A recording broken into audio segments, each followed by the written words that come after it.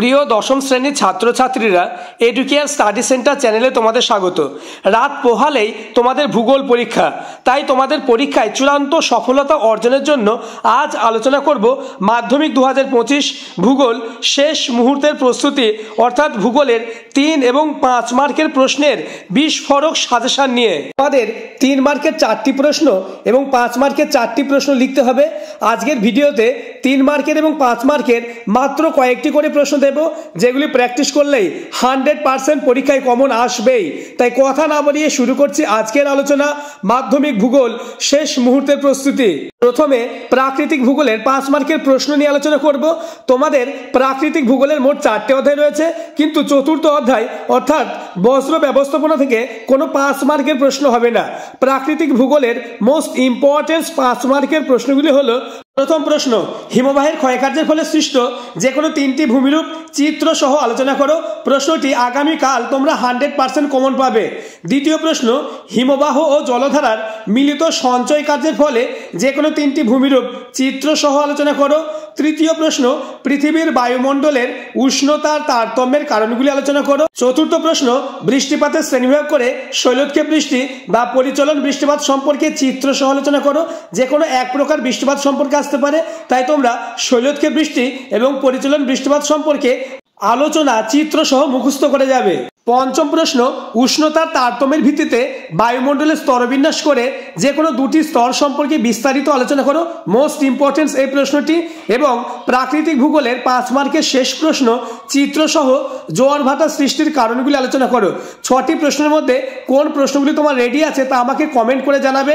এবং চ্যানেলে নতুন হয়ে থাকলে চ্যানেলটিকে অবশ্যই সাবস্ক্রাইব করে পাশের বেল আইকনটি প্রেস করে নোটিফিকেশন অল করে দেবে এবং ভিডিওটি তোমার বন্ধুদের মধ্যে শেয়ার করে দেবে। এছাড়াও আরও কিছু প্রাকৃতিক ভূগোল থেকে 5 মার্কের প্রশ্ন তোমরা দেখে যাবে, যেমন নদীর ক্ষয় এবং সঞ্চয় কাজের ফলে সৃষ্ট যে কোনো 3টি ভূমিরূপ চিত্র সহ আলোচনা করো। দ্বিতীয় প্রশ্ন, পৃথিবীর বায়ুচাপ বলয়ের সঙ্গে নিয়ত বায়ু সম্পর্ক আলোচনা করো এবং সমুদ্র স্রোত সৃষ্টির কারণগুলি আলোচনা করো। এবার আলোচনা করব আঞ্চলিক ভূগোলের মোস্ট ইম্পর্টেন্স 5 মার্কের প্রশ্ন। প্রথম প্রশ্ন, পূর্ব ও মধ্য ভারতের লৌহ ইস্পাত শিল্পের কেন্দ্রীয় ভবনের কারণগুলি আলোচনা করো। মোস্ট ইম্পর্টেন্স এই প্রশ্নটি, আগামীকাল 100% এই প্রশ্নটি পাবেই। দ্বিতীয় প্রশ্ন, পশ্চিম ভারতে পেট্রোরসায়ন শিল্প গড়ে ওঠার কারণগুলি আলোচনা করো। তৃতীয় প্রশ্ন, ভারতের অসম জনবন্টনের কারণগুলি আলোচনা করো। এটিও মোস্ট ইম্পর্টেন্স। চতুর্থ প্রশ্ন, ধান, গম, কার্পাস এবং কফি চাষের অনুকূল ভৌগোলিক, প্রাকৃতিক ও অর্থনৈতিক পরিবেশ সম্পর্কে আলোচনা করো। তোমরা জানো প্রত্যেক বছর যে কোনো একটি অনুকূল ভৌগোলিক, প্রাকৃতিক ও অর্থনৈতিক পরিবেশ থেকে একটি প্রশ্ন আসেই, তাই তোমরা ধান, গম, কার্পাস এবং কফি এই 4টি খুব ভালো করে মুখস্থ করে যাবে। যে কোনো একটি প্রশ্ন 100% কমন পাবে। পঞ্চম প্রশ্ন, উত্তর ভারতের ও দক্ষিণ ভারতের নদ নদীর মধ্যে পার্থক্য আলোচনা করো। নাম্বার 6, নগর গড়ে ওঠার কারণ এবং নগর গড়ে ওঠার সমস্যাগুলি আলোচনা করো। আঞ্চলিক ভূগোলের 5 মার্কের লাস্ট প্রশ্ন, পূর্ব উপকূল এবং পশ্চিম উপকূলের মধ্যে পার্থক্য আলোচনা করো। এবার আলোচনা করব মোস্ট ইম্পর্টেন্স 3 মার্কের প্রশ্নগুলি। 3 মার্কের প্রশ্ন আলোচনার আগে যারা এখনও আমার চ্যানেলটিকে সাবস্ক্রাইব করোনি, এখনই চ্যানেলটিকে সাবস্ক্রাইব করে পাশের বেল আইকনটি প্রেস করে নোটিফিকেশন অল করে দাও এবং ভিডিওটি তোমার বন্ধুদের মধ্যে শেয়ার করে দাও। প্রাকৃতিক ভূগোলে 3 মার্কের মোস্ট ইম্পর্টেন্স প্রশ্নগুলি হলো: নাম্বার 1, নদীর মোহনায় বদ্বীপ গড়ে ওঠে কেন ব্যাখ্যা করো।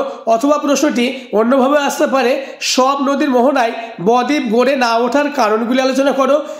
দ্বিতীয় প্রশ্ন, পার্থক্য লেখো। গিরিখাত বা ক্যানিয়ন, ড্রামলিন বা রসমতানে, বারখান এবং অনুদৈর্ঘ্য পালিয়ারের মধ্যে। নেক্সট, নদীর বহন কাজের 3টি প্রক্রিয়া সংক্ষেপে আলোচনা করো। মরু অঞ্চলের বায়ুর কাজের প্রাধান্য দেখা যায় কেন। সংজ্ঞা লেখো অগ্নিভবন এবং টিকা লেখো ষষ্ঠ ঘাতের সূত্র। নাম্বার 5, বৈপরীত্য উত্তাপ কি। সমুদ্রবায়ু ও স্থলবায়ুর মধ্যে পার্থক্য আলোচনা করো। ওজোন স্তর ধ্বংসের প্রভাবগুলি আলোচনা করো। নেক্সট প্রশ্ন, জেট বায়ুর সঙ্গে ভারতীয় মৌসুমী বায়ুর সম্পর্ক আলোচনা করো।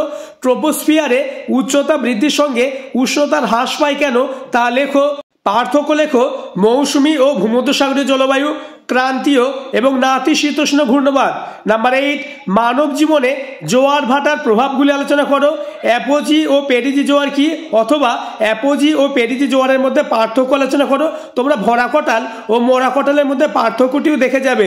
নেক্সট, কোনো একটি স্থানে দুটি মুখ্য জোয়ারের মধ্যে ব্যবধান 24 ঘন্টা 52 মিনিট হয় কেন, এবং বজ্র ব্যবস্থাপনায় শিক্ষার্থীদের ভূমিকা লেখো। বজ্র ব্যবস্থাপনায় 4R ব্যবস্থা বলতে কি বোঝো? প্রাকৃতিক ভূগোলের 3 মার্কের লাস্ট প্রশ্ন, গ্যাসীয় বর্জ্য নিয়ন্ত্রণের উপায়গুলি আলোচনা করো। ভাগীরথী হুগলি নদীতে বর্জ্যের প্রভাব আলোচনা করো। এবার আলোচনা করব আঞ্চলিক ভূগোলের মোস্ট ইম্পর্টেন্ট 3 মার্কের প্রশ্নগুলি। নাম্বার 1, ভৌমজলের অতিরিক্ত ব্যবহারের প্রভাবগুলি আলোচনা করো। নাম্বার 2, পেট্রোরসায়ন শিল্পকে উদীয়মান শিল্প কেন বলা হয়? তৃতীয় প্রশ্ন, পাঞ্জাব হরিয়ানা রাজ্যে কৃষি বিপ্লবের সুফলগুলি আলোচনা করো। চতুর্থ প্রশ্ন, অরণ্য সংরক্ষণের 3টি উপায় আলোচনা করো। ভারতীয় রেলপথ ও সড়কপথের সুবিধা আলোচনা করো। পঞ্চম প্রশ্ন, ভারতের ক্রান্তীয় চিরহরিৎ ও ক্রান্তীয় পর্ণমোচী অরণ্যের মধ্যে পার্থক্য আলোচনা করো। 6 নম্বর প্রশ্ন, ম্যানগ্রোভ এবং মরু উদ্ভিদের বৈশিষ্ট্য লেখো। ভারতের তথ্য প্রযুক্তি শিল্প গড়ে ওঠার কারণগুলি আলোচনা করো। নাম্বার 7, পার্থক্য লেখো খাদার এবং ভাঙ্গার, রবি শস্য, খারিফ শস্য, ময়দান এবং মাল্লাদ। প্রত্যেকটি প্রশ্ন ভেরি ভেরি ইম্পর্টেন্ট। 3 মার্কের প্রশ্নগুলির মধ্যে কোনগুলি তোমার রেডি আছে তা আমাকে কমেন্ট করে জানাবে। পরবর্তী 3 মার্কের প্রশ্ন আলোচনার আগে আবার বলবো, চ্যানেল নতুন হয়ে থাকলে চ্যানেলটিকে অবশ্যই সাবস্ক্রাইব করে পাশের বেল আইকনটি প্রেস করে নোটিফিকেশন অল করে দেবে এবং ভিডিওটি বন্ধুদের মধ্যে শেয়ার করে দেবে।